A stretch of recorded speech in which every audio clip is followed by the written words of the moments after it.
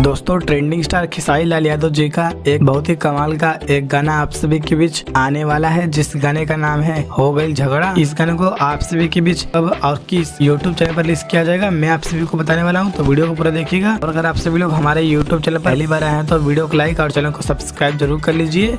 तो दोस्तों सबसे पहले मैं आप सभी को बता दूं कि ट्रेंडिंग स्टार खेसारी लाल यादव जी का ये गाना हो गई झगड़ा। इस गाने को लिखे हैं प्यारे लाल यादव कवि जी और इस गाने को म्यूजिक दिए हैं आर्या शर्मा ने और इस गाने को गाए हैं भोजपुरी के ट्रेंडिंग स्टार खेसारी लाल यादव।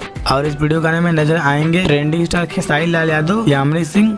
तो चलिए दोस्तों आप सभी को बता दो कि खेसारी लाल यादव जी का ये गाना कब और कितने बजे और किस YouTube चैनल पर रिलीज किया जाएगा।